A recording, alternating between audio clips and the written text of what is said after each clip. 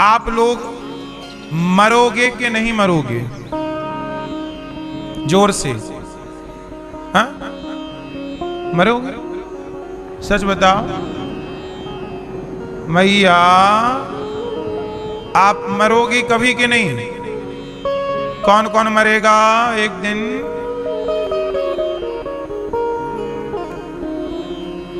पर सुनो, हम नहीं मरेंगे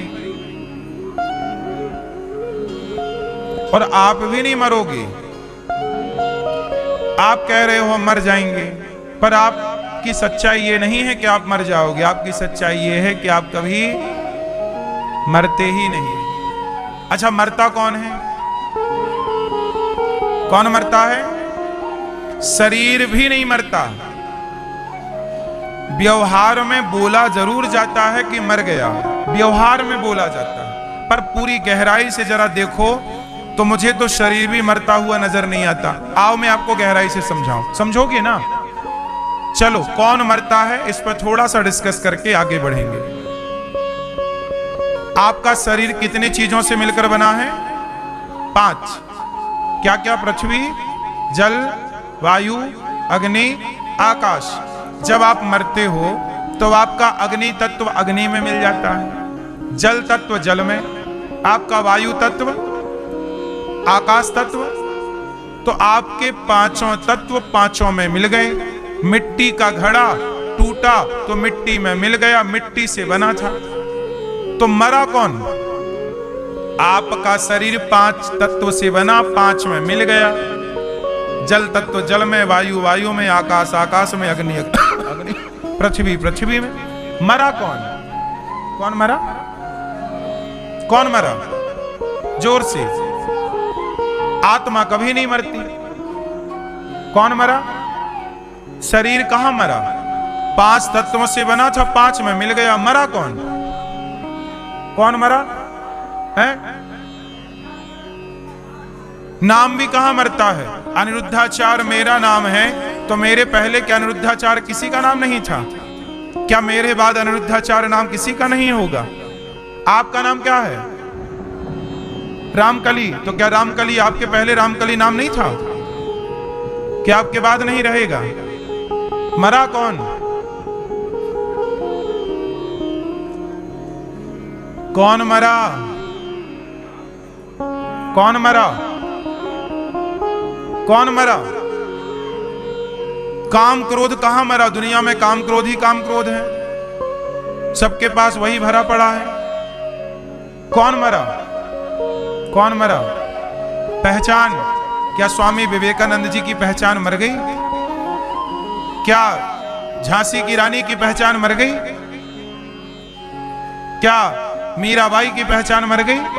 क्या तुलसीदास जी की पहचान मर गई? मरा कौन? कौन? कौन मरा? सच्चाई ये है कि कोई मरता ही नहीं है। ये सच्चाई है, कोई मरता ही नहीं है। तो फिर क्यों कहा जाता है मर गए? व्यवहार में कहते हैं। जैसे बोला भैया घड़ा दे दो, घड़े में घड़ा है क्या? घड़े में क्या है? मिट्टी। मिट्टी हटाओ तो घड़ा रह जाएगा। घड़े में बस घड़ा नहीं है, लेकिन लोग क्या कहते हैं? घड़ा दे दो। व्यवहार में बोला गया है।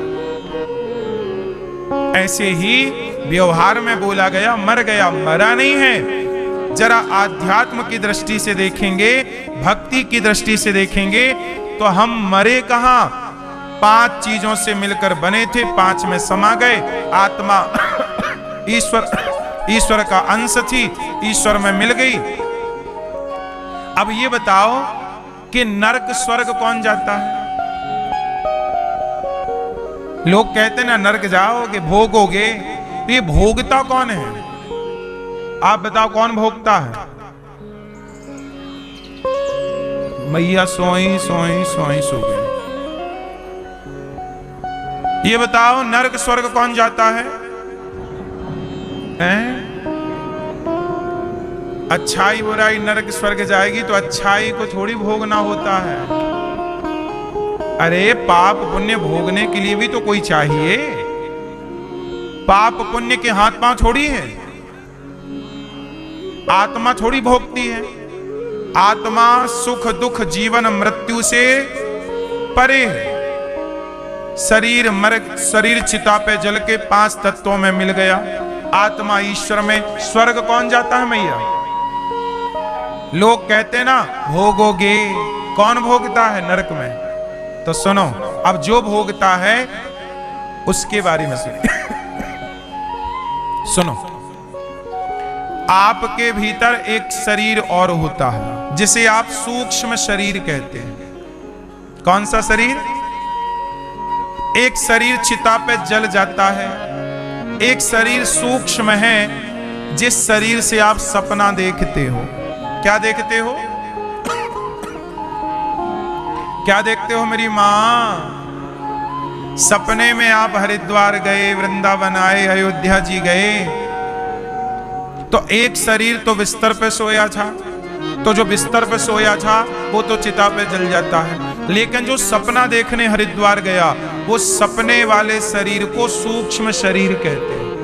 वही शरीर नहीं जलता, वही शरीर नहीं मरता, वही शरीर को यमदूत पकड़ कर ले जाते हैं और वही शरीर की पेशी यमराज के आगे होती है। और यमराज बोलते हैं, हाँ जी क्या करके आए हो? आप कितना पाप किए हो, कितना। अच्छा, आप लोगों का जब हिसाब होगा यमराज जी के यहाँ, तो आप भैया मैया क्या ज्यादा निकलेंगे, आपके पाप की पुण्य? पता है कि पाप निकलेंगे, तो काहे करती हो पाप?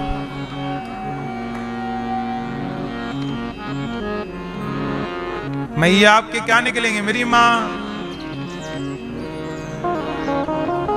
नहीं, आपको पता है, अपने आप से थोड़ी झूठ बोल सकती हो आप। आपके पाप ज्यादा हैं कि पुण्य? जल्दी बताओ। हैं? काहे झूठ बोल रहे हो? कितना नाम जप लेते हो?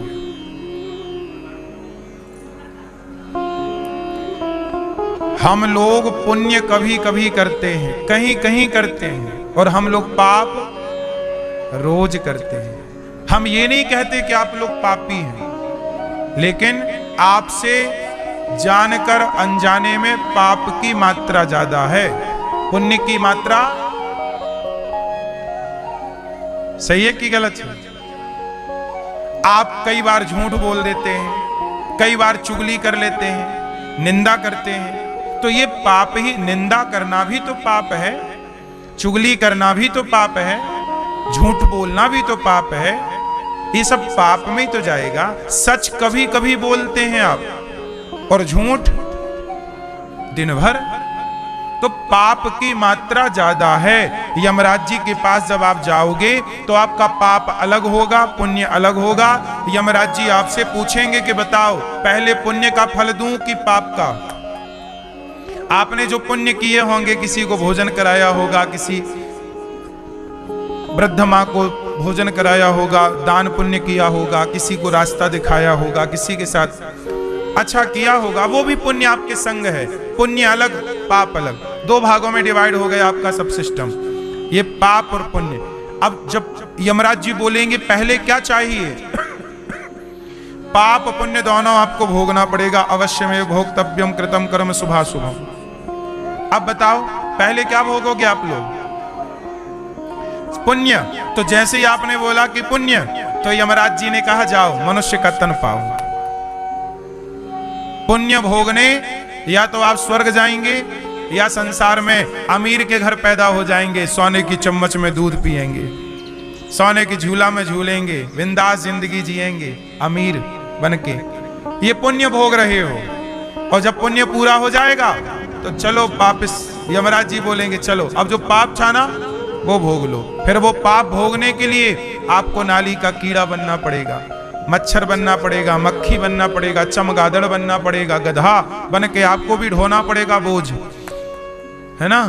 और ये सब करके फिर यमराज जी कहेंगे कि देखो अब आपने पाप किए हैं, अब हम आपको एक मौका और देंगे, एक बार और आपको मनुष्य बनाएंगे, जाओ अब अच्छे कर्म करके आना, ऐसे कर्म ना करना कि आपको फिर भोगना पड़े।